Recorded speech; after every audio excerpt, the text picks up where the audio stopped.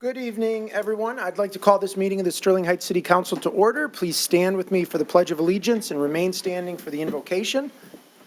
I pledge allegiance to the flag of the United States of America and to the republic for which it stands, one nation, under God, indivisible, with liberty and justice for all. Dear God, please bless our elected officials, grant them courage and wisdom to do what is right for all citizens. Amen. Amen. Thank you, Mrs. Riska. Can we please have the roll call? Mayor Taylor? Here. Mrs. Raski? Here. Raski? Present. Mr. Radke? Present. Mrs. Schmidt? Present. Mr. Yanis? Here. Mrs. Yerko? Present. Council, we need approval of the agenda. Mr. Mayor, Mrs. Koski. move to approve the agenda. Support. It's been moved and supported. Is there any discussion? Mr. Mayor, please. Mr. Radke. Could we move item N off the consent agenda, please? Okay, consent agenda item N will become consideration 8B. Anyone else? With no further discussion, all in favor signify by saying aye. Aye. Opposed? Motion carries. Next up is our city manager's report. We'll hear from our city manager, Mark Vanderpool. Mr. Vanderpool.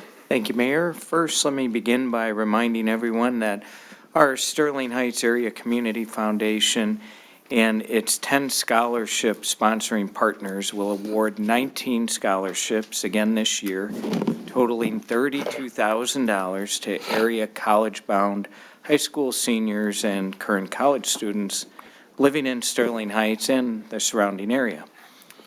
I'm raising this because applications for each scholarship must be received or postmarked by March 10th. So anyone who has college kids, or if there's college students listening to this, or prospective college students, please go to our website.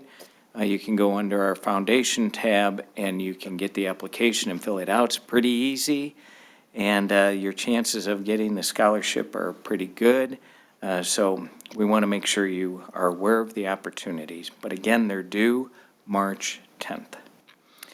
And Mayor, also, I wanted to highlight a really interesting program that I had the privilege of attending last week, and it was coordinated by our Community Alliance and also our Community Relations Department in an effort to build empathy, understanding, and kindness in our community. The Sterling Heights Community Alliance held the city's very first ever disability immersion experience at the community center, as I mentioned last week. And I asked the Community Relations Director, Melanie Davis, to take a few minutes just to highlight the program.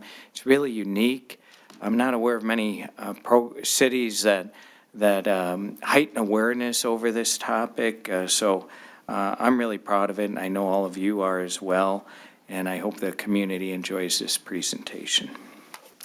Thank you, Mr. Vanderpool, and thank you, Mayor, City Council, and Mr. Kozubski for this opportunity to share a little bit about what our Community Alliance put on for our residents last week.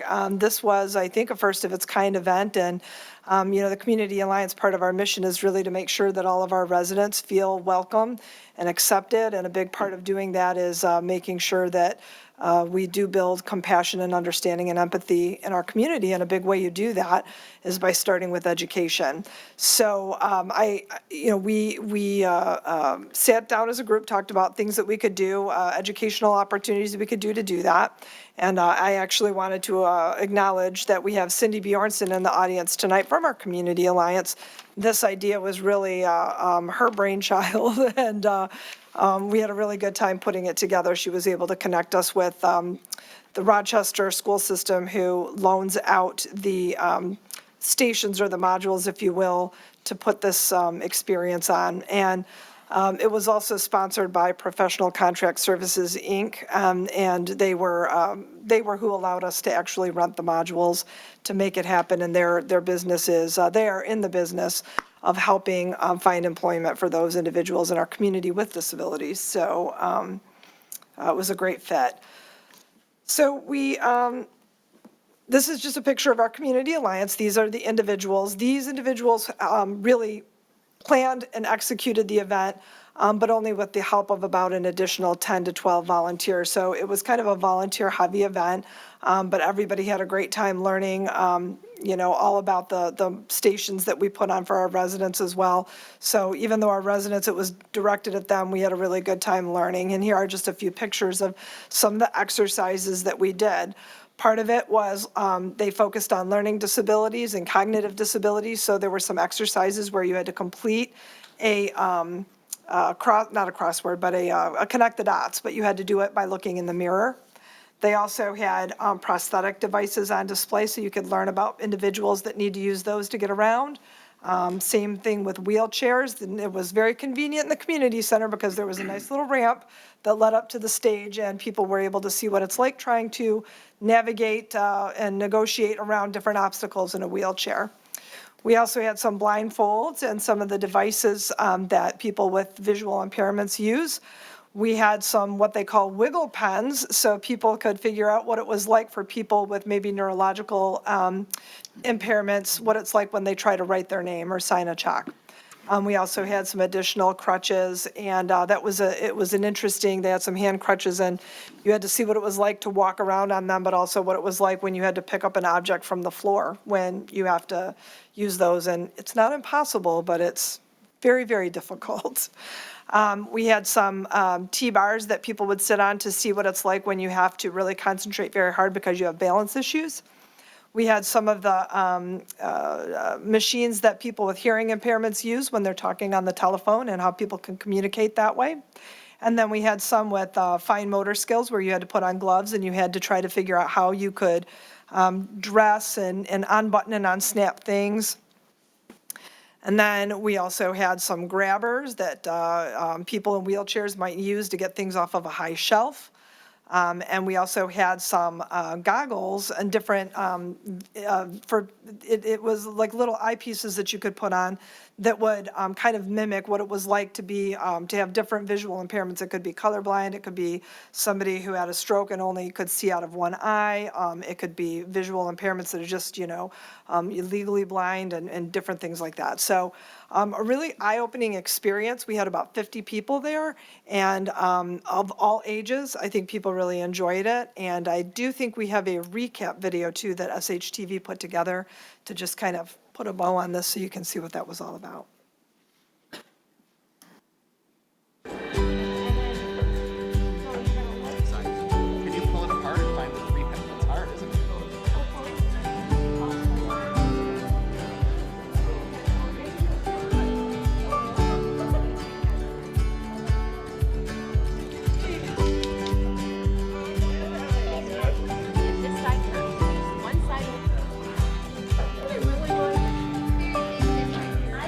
Yeah, well, tonight we have our first disability awareness workshop that we're hosting, and we're really excited about it. And really what we hope to gain is for residents that live in the city, and even those that are just visiting that may not be residents, to gain a better understanding and experience the challenges that those with either a permanent or maybe a temporary disability might face on a daily basis. They're going to experience what it's like to have a variety of different disabilities.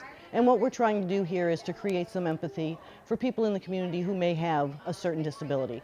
So we have a vision impairment station, hard of hearing or deaf, autism, learning differences, physical impairments.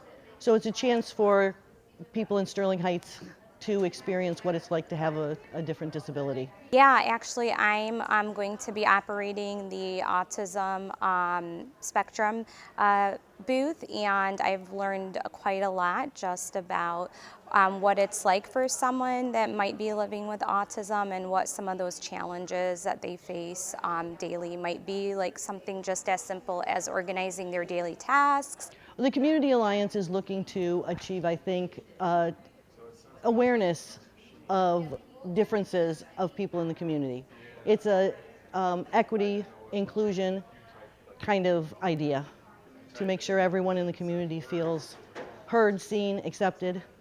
The Community Alliance was formed in 2021, and it's a new commission, and really the purpose of the commission is to help everyone in the city of Sterling Heights feel welcome, regardless of where they come from.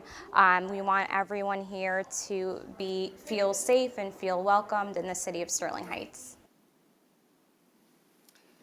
So that was that's a little recap of our event. It was very fun. We learned a whole lot, and I think everybody really enjoyed it, the people that put it on as well as the residents. And I do think this is something that the Community Alliance would hope to do every year. So thanks for the opportunity to share a little bit about that event with you all. And Mayor, just in closing, I too wanted to thank Melanie and her team. They did a really great job, and Cindy and the entire alliance, they worked really hard at this, not to mention all the other projects they work on. So I want to conclude by thanking both you and the city council for creating the alliance. We had a lot of discussion over it when the concept was first brought forward, and you can see it's paying big dividends. And not many communities have an alliance like this. We're lucky in Sterling Heights, and it's because of the Mayor and City Council's foresight that we have this group. And Mayor, that concludes my report. Thank you. Okay, thank you very much, Mr. Vanderpool. Next item on our agenda tonight is an ordinance introduction. And this is to consider introduction of an ordinance amending Chapter 49 of the City Code of Ordinances to provide for cost recovery associated with non-emergency medical responses.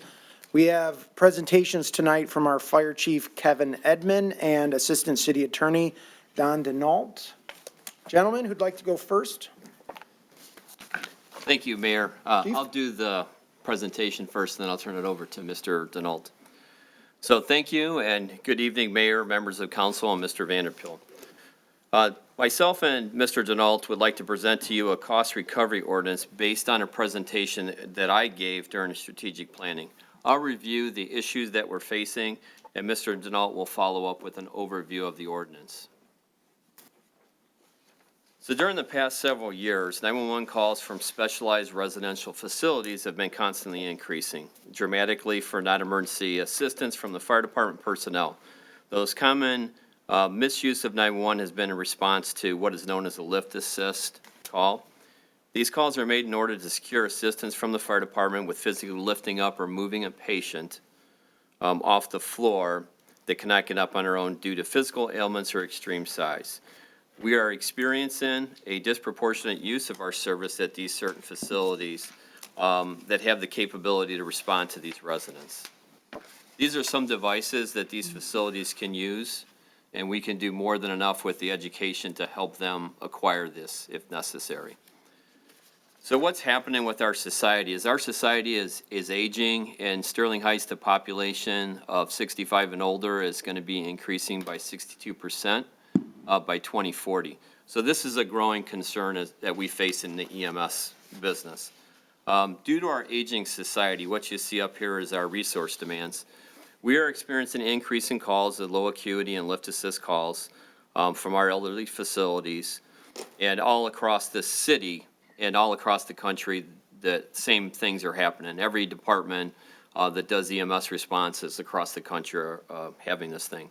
And what we're bringing forward to you tonight is not something that other communities haven't already done. Our calls are increasing across the spectrum, and as our calls go up, the number of simultaneously calls occur. So you could see the green is the latest 22 numbers, and you can see as our calls are increasing, we're having more 3 and 4 simultaneous calls at one time. So what we have to do when we have these simultaneous calls is it draws resources from all over the city to respond to that station area that may be vacated, especially if they're on a lift assist call at an elderly facility. In all these instances, equipment, the cost to us and our residents is more than simply personnel and equipment to respond to these calls. The costs alone are significant, but in addition, the city takes on this associated risk with the task of lifting them up due to the possibility of first responder being injured when attempting to lift a patient, which in turn can lead to time off, overtime, and a replacement of that first responder while off duty, and workers' comp liability goes up. When a department ambulance is tied up on a non-emergency response such as this, that actual emergency, as we get to those 3 and 4 level calls occurring at the same time, has to be brought in from a different fire station when they may be the closest. I'll now turn the presentation over to Mr. Denault to finish up the overview. Thank you, Chief. Good evening, Mayor, members of council. We are not the first to create this wheel, but we have, of course, made it our own with this proposed ordinance.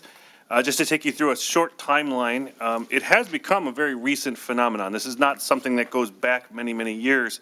And our research sort of pinpoints the origin as being in about 2019 when Houston, Texas implemented a treatment no transport fee because the year before that they had 30,000 responses for some kind of non-emergency care that didn't involve a transport.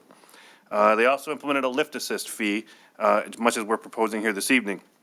Their backup materials and their presentation in terms of why they needed this was they viewed it as an opportunity to enlighten the facilities that the individuals in need of lift assistance may need more care than the facilities are actually providing for them, as is evident by the fact that emergency responders are being relied upon.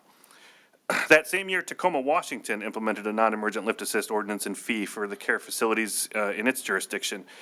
They made a very strong note that the charges are intended to be a disincentive for the practice of using publicly funded emergency services to provide non-emergent assistance to a care facility. They tried since 2014 to hold monthly meetings with the various facilities within their jurisdiction to educate and to try to help facility managers understand that 911 should only be called when a resident has an acute or serious life-threatening medical condition or complaint, or is medically unstable or has an immediate health risk. The workload of the fire department continued to increase. The monthly meetings, the educational campaign didn't work, and they finally turned it into an ordinance to try to disincentivize these types of facilities from misusing 911 and misusing emergency responders. That same year, the only municipality in Michigan that we know of that has an ordinance like this is Bloomfield Township. They implemented a lift assist ordinance as well, applying it to all of the same types of facilities, and they charge fees as well for their responses. Fast forward then over the next few years, Batavia, Illinois is sort of a model from Illinois that many, many other communities in Illinois have followed since. We've looked at that ordinance as well and adopted any of the best practices we found. And then the most recent, as we fast forward through the different communities, is Cullman, Alabama, just this past year, effective January 1st, actually. They've implemented a similar ordinance to the one that we're proposing here this evening. So what will our ordinance do? What is being proposed by the fire department and administration? It would establish that a fee will be charged by the city for non-emergency lift assistance and non-emergency medical responses or transports at commercial living facilities. Those terms are all defined in the ordinance very specifically. The fees that are being proposed at this time, although not part of this ordinance, they would be part of the appropriations ordinance, are $800 for the lift assist responses and $500 for the non-emergency medical responses or transports. They would be charged to the facilities because these are the facilities that are representing to their residents and to the community at large that they provide staff and assistance and everything you need to live independently.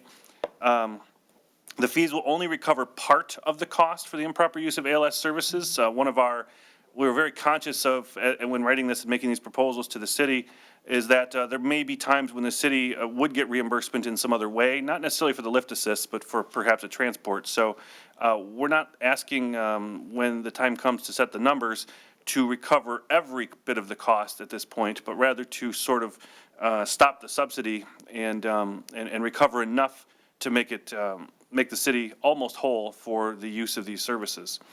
And then, and obviously that can be reviewed and adjusted as time goes on once we see how the program is actually working.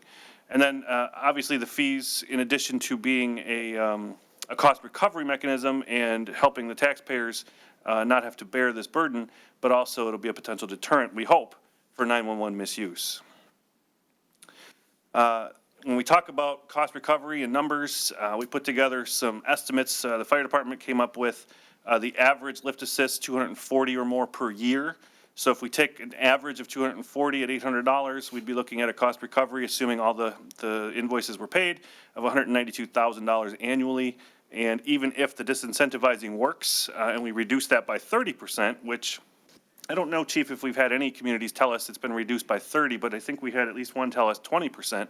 So being conservative and saying maybe we'll be successful in reducing these by 30%, we'd still be looking at $134,400 a year in cost recovery at the numbers being proposed. Similarly, for non-emergency responses, the average is $400 plus per year at these types of facilities. At $500, that would be $200,000 a year in cost recovery. And again, if we're successful in disincentivizing or reducing these drains on public resources, we might still look at $140,000 in revenue at a 30% reduction rate. So that's sort of an overview and background and legal basis, and we're here for questions. Thank you very much, Mr. Denault. Is there anyone in the audience? Is there anyone in the audience? Period. It does. Well, we got one. You good? All set. All right.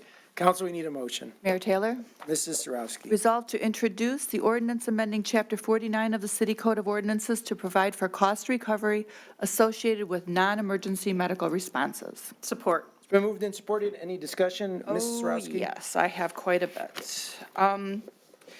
So I will start off by saying I am very uniquely qualified to ask a lot of questions about this because I run a nursing home.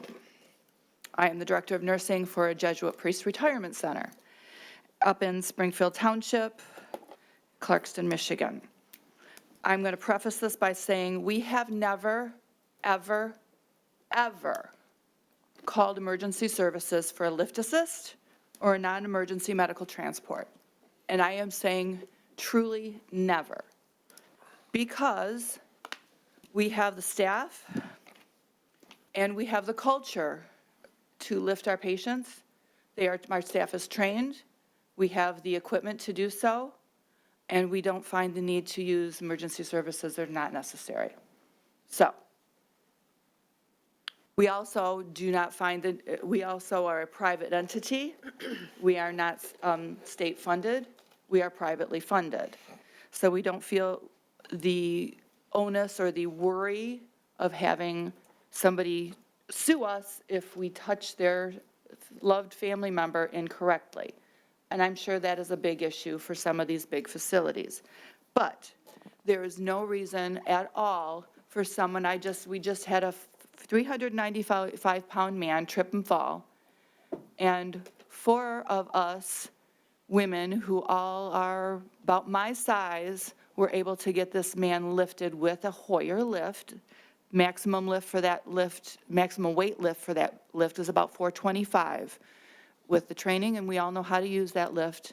We got him up, got him safely up, back into his wheelchair, and then we assessed him, and we talked to the doctor, and we did not even need to transport him. Had we needed to transport him, we have the means to do so in a non-emergency vehicle. If we needed to send him, we would have called 911 and sent him if it was an emergency. So these are the things that I'm saying because there's no reason for these facilities who charge people $3,000 plus a month not to be able to staff appropriately, not to be able to have the equipment appropriately, and not to be able to take care of the patients. They've got the money, they've got the time. I understand that through the chair to Chief Edmonds, we are willing to train these facilities on the cadence of triage on what's important, what's an emergent and non-emergent fall in order to how they would call 911. Is that correct? Chief? Yeah, that is correct. We're also willing to go to local schools to have this be presented as maybe a half an hour or 15 minutes of education to anybody who's going to school to be a certified nurse, an LPN, or an RN, of when to use us as a service and when it's a non-emergency call.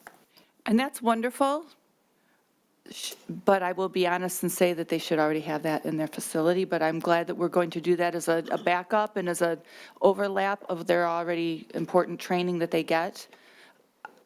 So I'm very, if you couldn't tell, I'm very much in favor of this cost recovery program.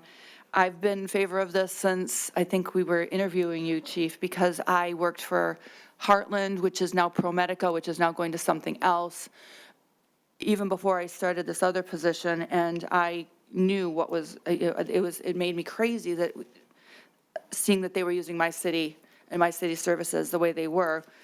I didn't work for the nursing home, I worked for the home care division, but I knew what they, how they used it, and it just drives me crazy. I do, through the chair, one more question to Chief Edmonds, and then I'll get off my soapbox, is what is the full cost, if I could, Chief? We're charging $8 for the lift and $500 for the non-emergency transport. Could you give us the numbers that is the full cost? It's approximately $1,200 For the lift? for the call to send our services out there. Just for the call, and then we're just breaking it down to 8 and Correct. 5. Okay. So obviously, yes, we're not getting the full cost recovery, but we are getting some. Some is better than none, and it is, these are for-profit entities across the board. And so the only way to get their attention is usually by hitting them where they pay attention, and that's with money. So again, fully in favor, and hoping it makes a dent in our call, on the non-necessary calls, and they use their staff as they have the funds and resources for. So nothing further, Mayor. All right, thank you, Mrs. Sarowski. Mrs. Schmidt. Thank you, Mayor Taylor. I have to echo all of Mrs. Sarowski's sentiments. I actually train students who want to be in healthcare, and we teach them at the high school level how to use a Hoyer lift and how to do lifting of patients. So people that are in those facilities should very well be trained on how to do it at that level. And even in the hospitals, nursing assistants, they're all trained on it. So for them to abuse our services is inexcusable. My fear is, and I think I talked about this in strategic planning, are some of these facilities would rather just continue to pay these fees instead of hire more staff. There are staffing shortages, and everyone has staffing shortages. So are we considering down the road, maybe if we have frequent abusers, increasing the fee if they become a frequent abuser? Yes, as we move forward and kind of monitor this, we'll kind of look at that. That's why the fees are in the cost appropriation part, so they can easily be adjusted as we go forward. And very similar to our false alarm fee, if we have repeat offenders, then they should be charged extra amount, so they understand. Good. Let's keep an eye on that, because it really is my fear that that's what's going to happen, is they're just going to continue to call us and utilize our resources instead of paying for their own resources. And furthermore, I've had residents tell me that they've had family members in some of these facilities, and when they're discharged home, have told the family members, oh, if they fall, don't worry, just call the fire department. That's really, I mean, we'll show up and we'll do our job, and that's what you pay taxes for. But for these facilities to blatantly be encouraging people to call for non-emergencies is unconscionable as well. So I am fully on board with this, and let's move forward. Thank you. Thank you, Mrs. Schmidt. Council, anyone else? Mrs. Zarko. Thank you, Mayor Taylor. Through the chair to Chief Edmond, I guess, what type of notification will we send out to these facilities to let them know what we're planning? And then when will it go into effect if this is adopted in 2 weeks? I guess how much lead time would there be to notify? And then will this be part of the budget process that we'll be going through? Is this going to be a line item in the budget? To start off with answering your first question, if this is approved at the second council meeting in March, letters will go out right after that to all the facilities. And then as we go through April, we're going to be very judicious in how we look at these calls, and only the very egregious ones will get billed during April. So it'll kind of be like a soft rollout. You know, it won't be a hard, like, we're going to charge everything all the time. It's going to be the very egregious ones that get done first, and then we're going to provide education, you know, and to kind of inform everybody that this is coming, just like what was done on the false alarm thing. So everybody's fully aware of it and can up-staff. All right, so that's to answer the first question. As far as a line item budget, what we're looking at right now is we don't know what this impact will do. We know that it's either going to be a deterrence or provide some additional revenues to handle some of this. So as we play this out, we'll have to look at that, is what we'll have to do.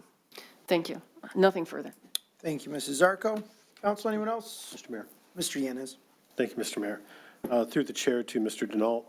Mr. Denault, these other communities in the other parts of the country that have enacted an ordinance like this, has there been any legal pushback, any lawsuits?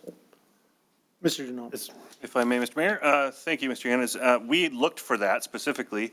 We have not located a single pushback or lawsuit. Obviously, if there's anything at the local level in terms of pleading for leniency or change, I wouldn't be able to find that necessarily, but all of the ones we've looked at, and the chief has talked with a couple of those communities directly on Zoom and on the phone, we have not heard of any legal pushback or legal lawsuits of any kind.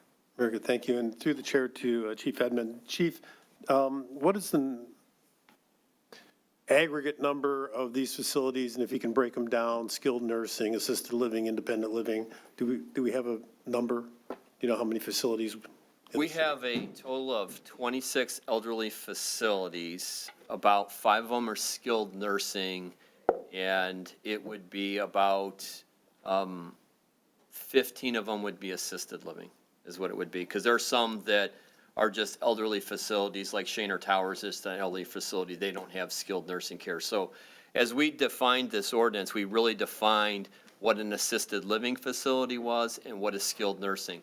So those should be the ones that have the staff to do this. We're not looking at imposing a fee on our elderly residents. If they live at Shaner Towers, we'll more than help them and assist them in any needs that they have, because they don't have that medical staff on site to take care of them.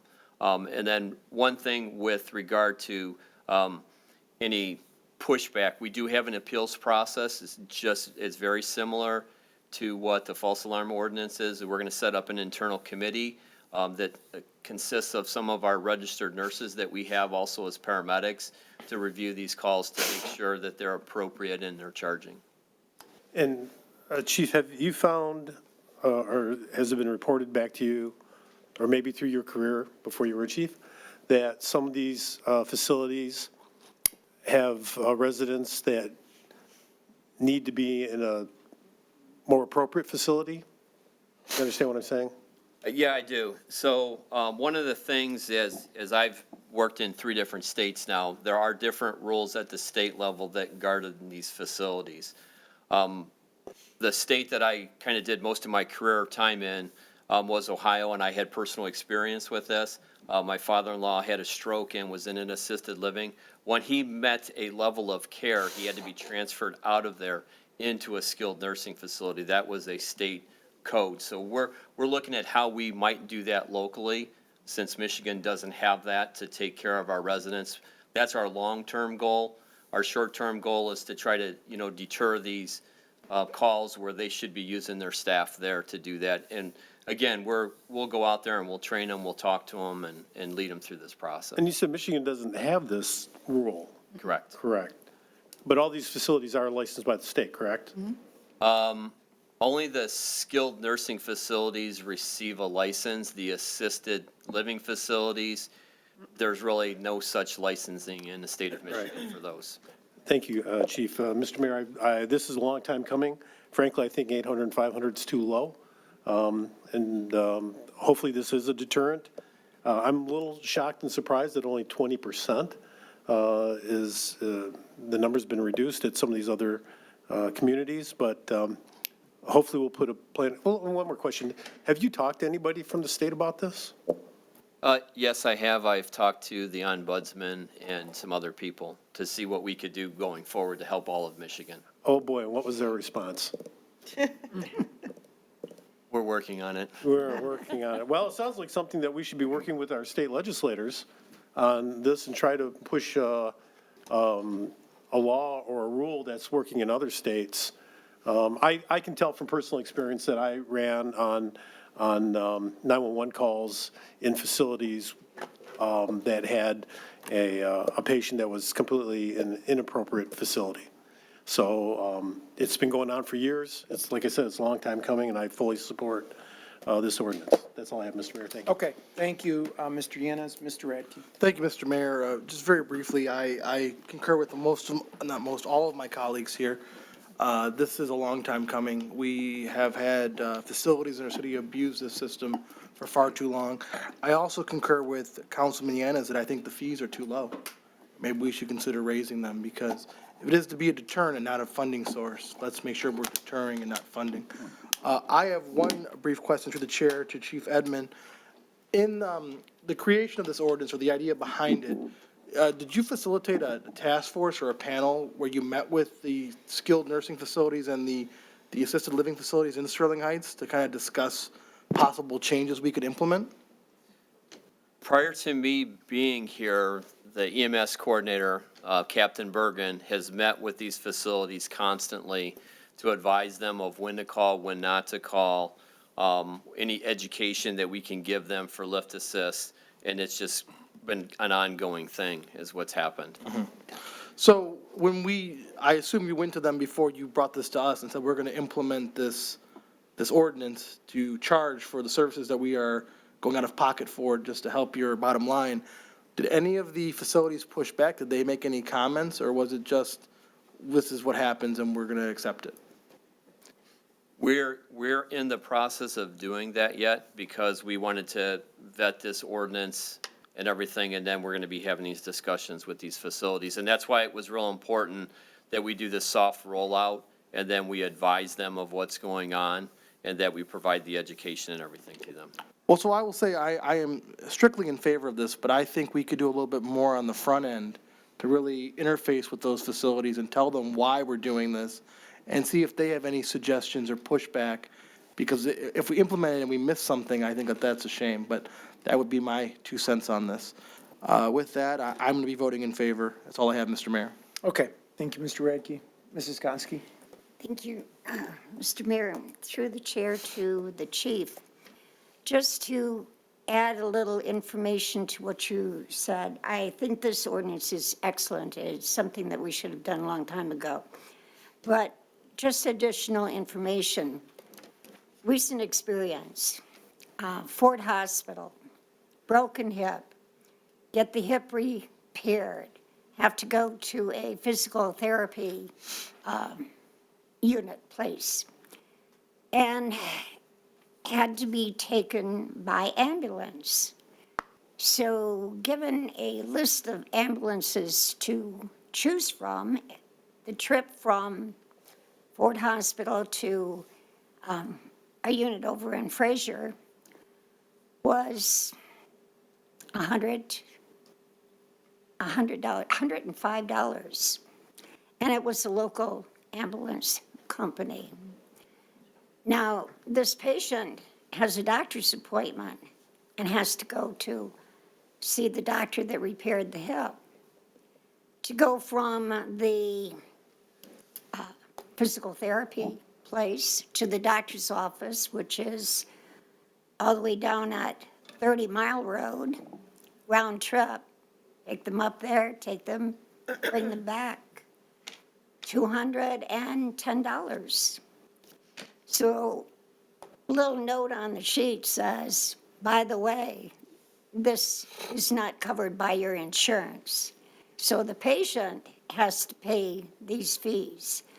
So I guess maybe the ambulance companies have a good source of income there, where they could be doing some of these maybe lifts for medical facilities, that maybe you should tell them to make a call and make some extra money. But I do think that this is something that we need to do, and I do support it, because there is a need for it.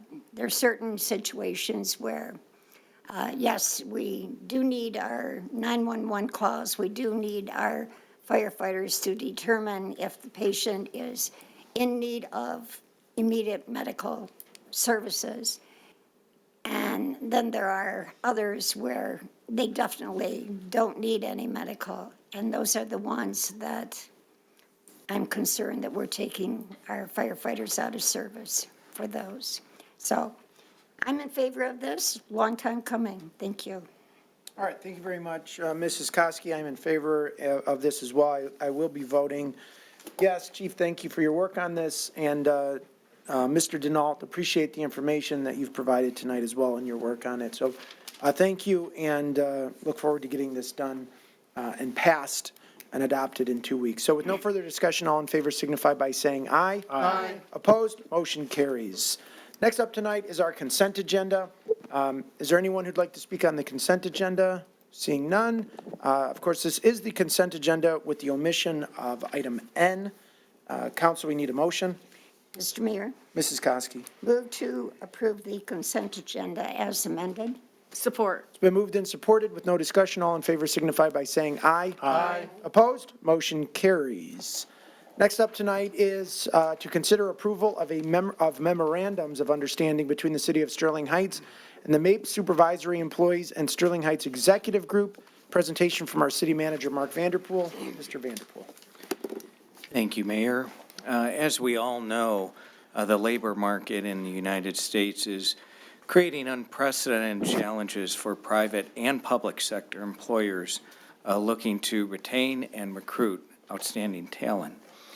The demand for employees currently exceeds the available labor supply, so that means employers, including cities, must be committed to implementing innovative compensation and benefits packages and unconventional work arrangements and environments to remain competitive. The City of Sterling Heights, of course, is not immune from these labor challenges. And more than ever, the city finds itself competing with the private sector employers for employees who are prioritizing a better work-life balance in vetting employment opportunities. And this is more the case than ever before because, as you well know, the city no longer offers fixed pensions for employees, but for police and fire. So we are definitely in direct competition with the private sector. In response to this current labor environment, the city researched the benefits of creating an alternative work schedule that affords employees an additional day off during the traditional 2-week period, 10 workdays that is. There are a number of benefits to this model, including the following. The first one centered on recruitment and retention of employees. As I mentioned, job seekers, especially younger individuals, expect flexibility in their work schedules. And employers, including the city, who are unwilling to meet this expectation are going to continue to struggle in this very tight labor market. And there's no thought of this subsiding in the next few years. It could be as long as 5-10 years or even longer. Being able to offer a 4-day work schedule or work week to applicants will be a significant benefit as more and more employees are looking for flexibility in their work schedule. Nearly every applicant that has come to the city of recent, under the age of 30, has indicated that they desire this flexibility and really demand a flexible schedule. And we experienced that remote working really wasn't the long-term solution, so we've had to come up with this more innovative approach. This has become a major factor for employees weighing job opportunities. So the senior employees, having 4 senior employees, having a 4-day work week may be the difference between staying at with the city or joining the Great Resignation, which is real. Senior employees are leaving. Those that were going to retire in 3 or 4 years are retiring now. And if we don't have options like this, we will lose them. It should be noted that the Sterling Heights police officers have a 4-day work schedule. They work 10-hour days, and the firefighters have a 24-workday schedule. And I would argue if we ever tried to take that away, we would have a mutiny on our hands. It is very popular in the police and fire department. So it does work. It's been proven right here in our organization. And the other benefit is centered on productivity. Alternative work schedules that reduce the days worked have proven to increase employee productivity. There's been many studies across the country, across the world, that has produced empirical data that this is indeed the case. Whether this is due to a more favorable view of one's job or decreased job burnout, many companies that have participated in recent large-scale 4-day work trials have realized increased productivity. So what is the 980 schedule? It's pretty simple, it's straightforward, and the city has engaged with multiple bargaining units on potential amendments to their agreements to implement this flexible schedule. What we have before you tonight is agreements from 2 groups, and we fully expect to have all the groups on this schedule as their CBAs expire. So essentially, individuals will be working approximately 1 hour longer every day during that 9-day work schedule, and then every other Friday they would get off. It's really that simple. The 980 work schedule allows members of the bargaining units to work the normal 80 hours per pay period over the 9 days that I just mentioned, rather than the 10 days. It should be noted that not all members of the 2 bargaining units will have the same Friday off, so they will be rotated. This is important because we don't want to reduce hours at all. We want this to be seamless to the general public. There will be no decrease in services to the general public. It will be transparent, and as I mentioned, if anything, services will be improved and enhanced through productivity. And I might mention we've actually added hours that we will continue to keep that schedule. Some may recall when we had remote working, we had to close during the lunch hour. We picked a non-traditional period from 1 to 2, but that was still a hardship for residents and businesses that had to come to City Hall. We're now open during that period. We will remain open during that period, even during this schedule. As noted in the memorandums that are before you this evening, the 980 work schedule will be implemented on a trial basis to ensure the city and bargaining units are realizing the benefits that I've just explained. The city or the bargaining units can serve notice of intent to end the 980 work schedule at any time prior to termination date of the respective memorandums of understanding, or in this regard this evening with these 2 on June 30th, 2025. The city is confident that the 980 work schedule will prove to be very popular with the members of these 2 bargaining units and also the rest of the organization as we continue to work on a better work-life balance. The city hopes to realize the benefits of attracting and retaining top talent to this municipal organization. And as you know, we have an outstanding reputation in the municipal world, and I think among our own customers, residents and businesses alike, in providing very good services. And we want to continue that, and to the extent possible, even improve that. And we think this will help. For all the foregoing reasons, I respectfully request that the mayor and city council approve the 2 MOUs before you this evening. Looking forward to more coming over the next year, and I'm happy to address any questions that you may have. Thank you, Mayor. Okay, thank you very much, Mr. Vanderpool, for that thorough explanation and the work that you and administration have been doing on this important issue. Is there anyone in the audience who'd like to speak? Not, council, we need a motion. Mayor Taylor. I'm going to go with Ms. Zarko. I think I heard her first. Resolve to approve the memorandums of understanding between the City of Sterling Heights and the MAPE supervisory employees and Sterling Heights and Sterling Heights Executive Group to implement the 980 work schedule and authorize the mayor and city clerk to sign the memorandums on behalf of the city. Support. Been moved and supported. Any discussion, Mrs. Zarko? First of all, I'm in favor of this, but I just want to add a little bit more to what the background that Mr. Vanderpool gave us. And first of all, there was a banner that used to hang in the lobby here that said it was one of the best places, I believe, in the country to work, one of the top 100 places. I'd really like to see that banner hang again, and I think this is a move in the right direction. This concept is not new, and if you look throughout the state, there are some cities that actually close their city hall every Friday. They're not even open on Fridays. And so they actually have a 4-day week. Some of them, actually, it depends on the tourist areas, close Fridays during the summer. So I think this gives us some flexibility.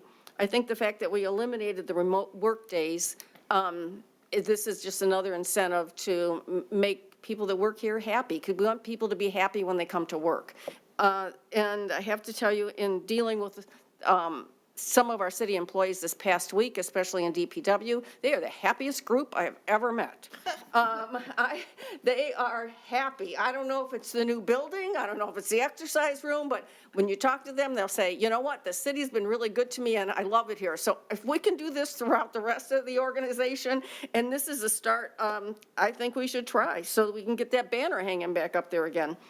I think work-life balance is important, not just to young people. I think that the workaholics of the world are realizing that they want some time to themselves. So I think this is a step in the right direction, and I'm glad we're able to implement it. Nothing further. Thank you, Mrs. Zarko. Mrs. Schmidt? No. Council, anyone else? I agree. I think this is hopefully a step in the right direction. It's a very tough market out there for employers to find employees, and we need to get creative, and I commend the administration for trying a couple different things and landing on something that I think the entire city council can get behind, and that that won't result in any reduction in service level to our residents, which is, I can tell you, very important to our city council. So without any further discussion, all in favor signify by saying aye. Aye. Opposed? Motion carries. Thank you, Mr. Vanderpool. Next up is item N from the consent agenda. This is to approve a revocable license with indemnification for the purpose of locating cameras on poles situated in the public right-of-way under the jurisdiction of the Macomb County Department of Roads. Anybody in the audience like to speak on this item? If not, Mr. Radke, I take it you don't necessarily want the floor right now. Is that all right? I give the floor to somebody else? If you'd like to. Okay, council, is there anyone who'd like to make a motion here? Mayor Taylor, Mrs. Zarko. resolve to approve the revocable license to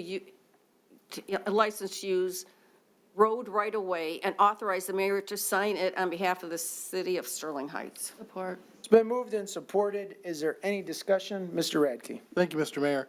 I pulled this item off the consent agenda because it is a license to put flock cameras up on various poles throughout the city.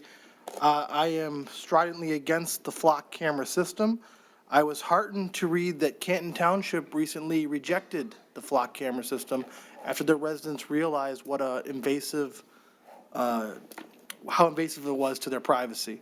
So I will never vote to put it in the city. I pulled this on purpose because it doesn't really matter, but I'm going to vote against this because I think that it's an invasion of privacy. We don't really have efficacy for it, and I hope other cities follow Canton Township's example and reject it. That's all I have, Mr. Mayor. All right, thank you, Mr. Radke. Anyone else? Mayor Taylor? Mrs. Sarowski. Through the chair to Mr. Vanderpool, I know that you are not the chief of police, but can you just describe to us, the flock cameras are only to survey the roads, correct, Mr. Vanderpool? Mr. Vanderpool. Thank you, Mayor. Mayor Pro Tem Sarowski, the flock cameras are only used for law enforcement purposes, and they can read license plates in those purposes, and the police department can use it for outstanding warrants, any sort of criminal activity that has just occurred. They can look for a license plate or car that matches that description. It is widely used throughout the country, throughout the world now, but especially throughout the U.S. Very common in Michigan. State police use it. Many counties use the flock system. Cities all around us use the flock system. There have been countless examples of where criminal activity has been quickly abated and resolved through the use of flock camera systems. It cannot be used for any other purpose. There are very rigid requirements, much like the lien system, that if a police officer misused or abused the system, they would face disciplinary action, and it's quite severe. So the results of this system have been very positive, and even at the state police level have been very positive. Okay, thank you, Mr. Vanderpool. Since I have the floor, I'm just going to say that in light of the positive nature and what we have, it's a tool that we can use to help in real time and in quick time apprehend a suspect who may or may not have committed a crime, but be able to get to them as quickly as possible and to be able to catch them throughout different jurisdictions and use different jurisdictions successively. I'm still in favor of this. I've been in favor of this because of the need to use technology to the best of our abilities. I know that, yes, it can be interpreted by some as maybe a possible invasion of their privacy, but at the same time, it's also a tool that we can use to help in an emergent situation. So I'm in favor of this, and that's all I have, Mayor Taylor. Thank you, Mrs. Srowski. Anyone else? Mrs. Zarko. Through the chair to Mr. Vanderpool, or Mr. Koszewski, whoever can answer. Are we the first city in Macomb County that's voting on this? And do we know what other cities will have this on their agendas? And how many cities will actually connect as you go from one to another to another? Mr. Vanderpool. Thank you, Mayor. Councilwoman Zarko, we're not the first. In fact, we have been using Warren's flock system. There's sort of a mutual aid agreement with the flock systems as well. We have been using theirs on numerous occasions. They've had theirs in place now for a number of years. There are other communities throughout Macomb County that have the flock system as well. And that's why the county is now requiring these agreements because a lot of these are popping up in their right-of-way. And again, I want to, the individuals that may contend this is an invasion of their privacy are individuals that are conducting criminal activity because it's not used for any other purposes. So this is becoming very common in Macomb County as well. Okay, and again, through the chair to Mr. Vanderpool, I know that we talked about how many there would be in Sterling Heights, but do you remember how many cameras we're going to have? Councilwoman Zarko, if you don't mind, I would, multiple cameras, I'll say that, but I would rather give you that number in your follow-up material on Thursday after I confirm the exact number. And I'm not sure that, we certainly don't want to identify locations. Okay, thank you. Nothing further. Anyone else, council? No further discussion. All in favor signify by saying aye. Aye. Opposed? No. 6 votes yes, 1 vote no. Motion carries. We'll move on to communications from citizens. Ms. Wright?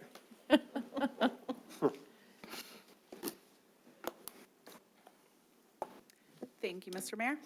I wanted to bring up something tonight that was brought up a couple of meetings ago, and I wasn't able to come here last time to talk about it. I'm sorry if it feels like I'm beating a dead horse here, but I wanted to make my thoughts heard.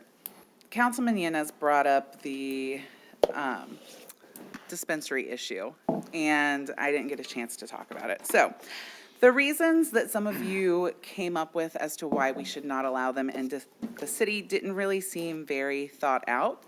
Just really quick, not in my backyard responses. First, it was mentioned that any resident who currently wants to visit a dispensary can in a neighboring community, and that they can even get it delivered to their house. So why do we need any in the city? I was unaware that the city turns away revenue sources just because neighboring cities also have that same source. I like shopping at Trader Joe's. Are you going to turn your nose up at a Trader Joe's coming to the city just because I can drive over to Rochester Hills and pick up whatever I need? Another reason that confused me was the typical think of the children. Are you somehow considering or thinking that underage people are going to walk into these dispensaries and get their hands on edibles? I've been in dispensaries. There's no way they're getting past those armed guards at the doors. Then I thought, well, maybe you think they're going to get them from their parents by accident. But you've already stated that those parents in Sterling Heights already are getting those edibles. So that doesn't really make sense. Then I thought that maybe the fear was that having dispensaries is somehow telling our children that we think it's okay for them to use drugs. However, on my way here, I passed a dozen or two shops that sell alcohol. During the summer at the concert series, I see many of you enjoying libations, which I'm not judging because I'm out there on the patio also drinking. However, Michigan had the 6th highest increase in this country when it comes to alcohol-related deaths between 2019 and 2020. However, I do not see you trying to ban alcohol sales or liquor licenses in this city. So what I'm wondering is, why is it that one drug, which alcohol is a drug, why is that okay? Why are you not trying to get rid of that? But dispensaries, another drug, which by my research, I haven't really found any deaths associated with marijuana, why is that not okay? I don't want our children to be on drugs. I'm a school teacher. I was a therapist before. I've seen the struggles of people with addiction. However, the morality of whether or not to use marijuana should not be up to debate for the city council. I think that's something that needs to be decided by the citizens. Also, I think you need to realize that one way or another, whether it's this year or next, the dispensaries are going to be coming in, they're going to be getting signatures, and people are going to be voting on it. And I'm pretty sure they're going to be voting in. I would rather you go ahead and make sure that we only have a couple in the city versus having people put in a signature, get it on the ballot, and you have no control over it.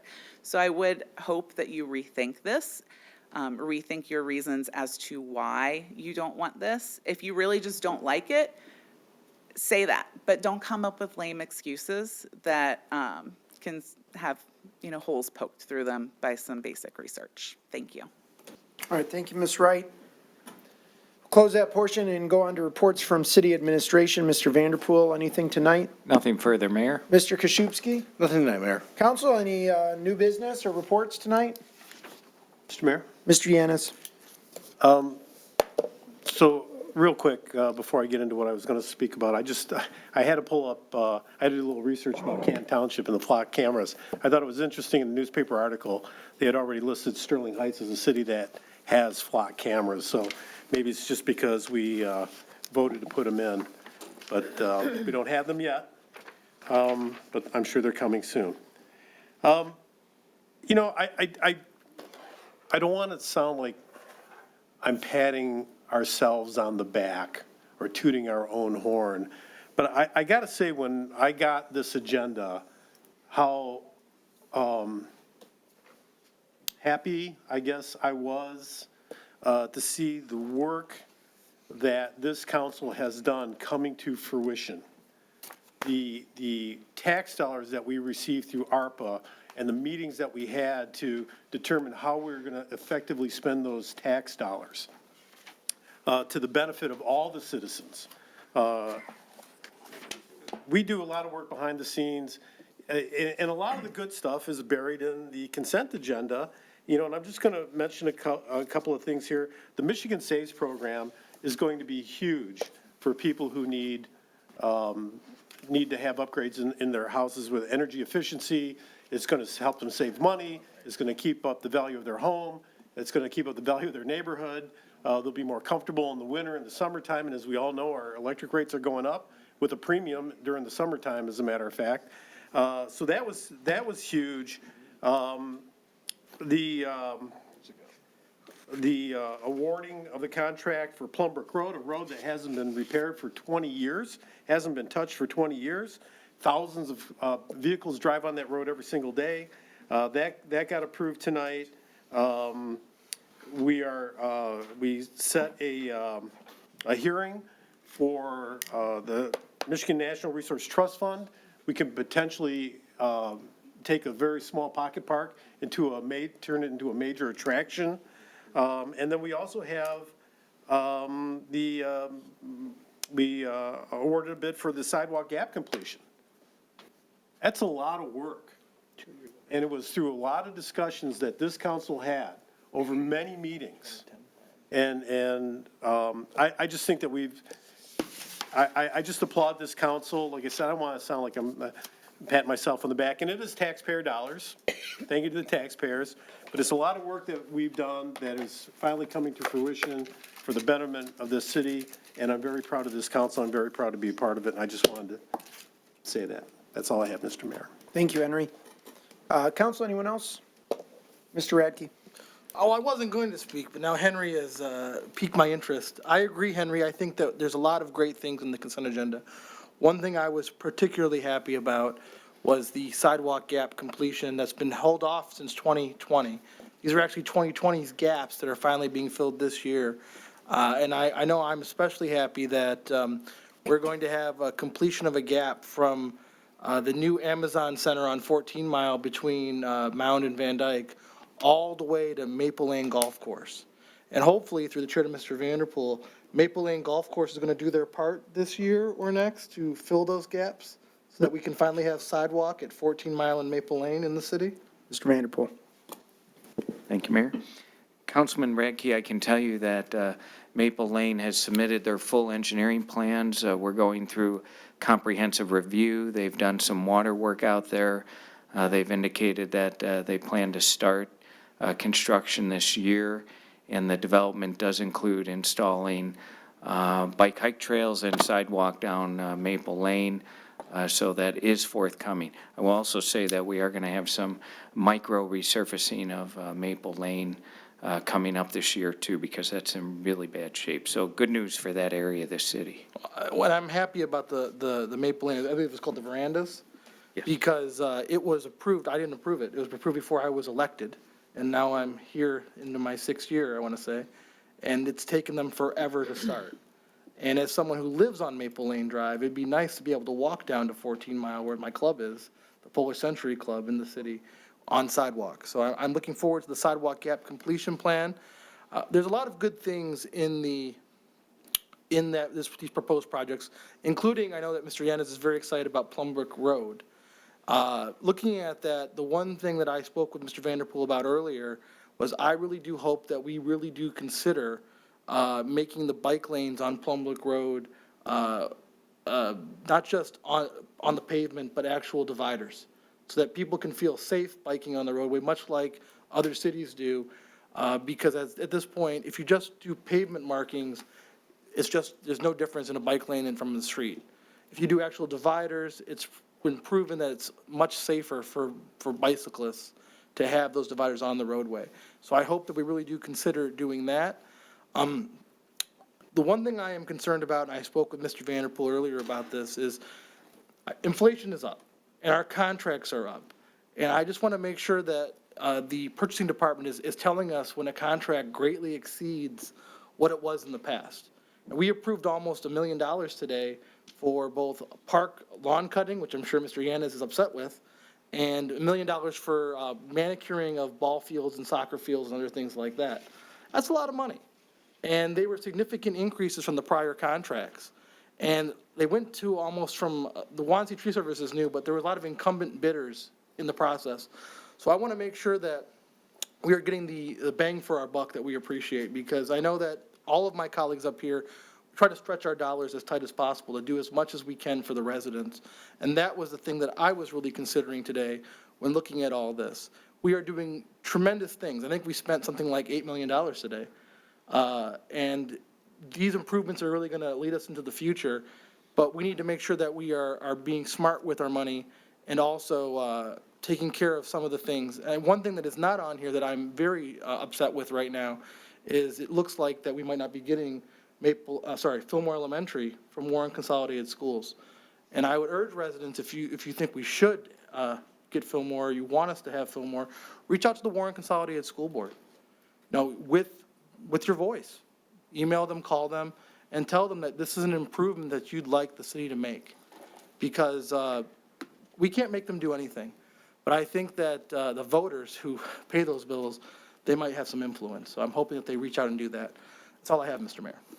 All right, thank you, Mr. Radke. Mr. Schmidt? Thank you, Mayor Taylor. I would just like to send some kudos out to our police department, and especially the Undercover Narcotics Division. Within the last few weeks, they made 2 significant drug arrests that took, just this past week, 18,000 fentanyl pills off the street. That is a lot of lives saved in my heart and in my book. And previous to that, a actual Detroit firefighter was selling narcotics to our police department, and he is now off the street as well. So kudos to them. I wish them continued success because they make our community better, and stay safe. Thank you, Mayor. Thank you, Mr. Schmidt. Anyone else? You know, Mr. Mayor. Mr. Well, Hold on a second. Let me check my notes here. I got HY. HY. Henrietta. Henrietta's, that is All Henrietta. right, I'm gonna write it down again. No, that's okay. I forgot one thing, and It's against our council rules to it talk about is. items on the agenda. it is. Then I'm not going, Go ahead, real quick. I'm not going to talk about Sterling Fest coming up this year and how excited people are going to be. Look at these people. I'm a child, they are Waste their time. thrilled. I will tell you, although I graduated, my formative years were in the 70s, I'm really a child of the 80s. But they're not released yet. We're not talking about any names. No, I'm not going to mention any names. Oh, Lord. I'm not going to mention any names. I'm just going to say I'm very excited. Leave it at that. And if you got my phone number, I guess you'll text me. Just a teaser. Just a tease. No, that's the secret. That's Is enough. I can't wait for the rollout though. I'm very excited about Sterling Fest this year. Are your Welcome toes to the- sharp, Mrs. Zarko? Welcome to the jungle, Mr. Mayor. Your knee was easier to find than his. Is all I'm saying. Tape and rope. I gave you more practice. Yes, you did, yes, you did. Mrs. Zarko. Yes, but the one that had the most was actually Rich Bracci, he was black and blue. Yes, are you putting BZ down there? Yeah, I Okay. got BZ down. I'm going to let Mrs. Riska talk again about Passport Week because it's exciting. And you know what? I've heard from people that work in the city that aren't able to go and, have a convenient time to get their renewals. And when they found out they could, they can come right to Sterling Heights, they were really excited about it. So it has a lot of positive response. So. Ms. Riska. Yeah, so this week is our Passport Week. We're 2 days in. We've already accepted 180 passport applications. So that's pretty fantastic considering, we probably do maybe 6 to 10 a day. We are open for the rest of the week. Tomorrow's hours are 9 a.m. to noon and then 2 to 7 p.m. And then Thursday and Friday, 9 a.m. to noon and 2 to 5. And then Saturday from 10 to 3. We have received a tremendous amount of positive feedback. We have people coming from, most of our people are from Sterling Heights, but not only Sterling Heights, we're talking Warren and Troy and Clinton Township. We had one from Redford, Livonia, Detroit, so really from all over the Tri-County area. So I think it's a great service that we provide to our residents and visitors of our community, and please come and see us. Nothing further? All right, thank you, Mrs. Zarko. Mrs. Rouse. Okay, Mayor Taylor, thank you.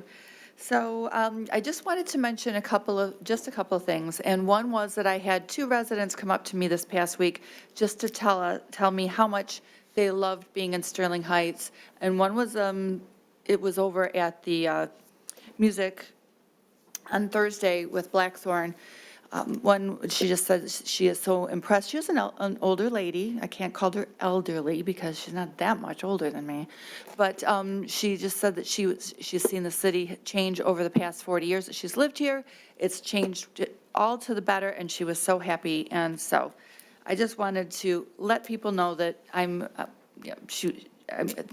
council, that it's really nice to hear that and to have people happy and say that to us. So, council, we're getting some good thumbs up. And then I did want to, and I was hoping that we could do that when we had the Mr. Vanderpool give the presentation about, and Mrs. Melanie give a presentation about Community Alliance, but I really wanted to highlight that Community Alliance Disability Immersion Experience and just say that what a nice opportunity, especially for the children that were there, to get some ideas of what disabilities are and what they could just see and experience, because experience builds empathy, and empathy is something that builds kindness. And so that was, I really do applaud the Community Alliance Commission for doing that. I did not get to attend it, but I did want to see it, and so I did watch it and watch their, they did have quite a bit on Facebook about that. But next year, I want to have a much bigger group go, and I would like to have a lot more promotion of it so that we can all go. So that's all I have to say about that. And everyone have a great week. And next Friday is St. Patty's Day, so everybody have a safe and happy St. Patrick's Day. And it's Friday, so be extra safe. Again, that's all I have. Thank you.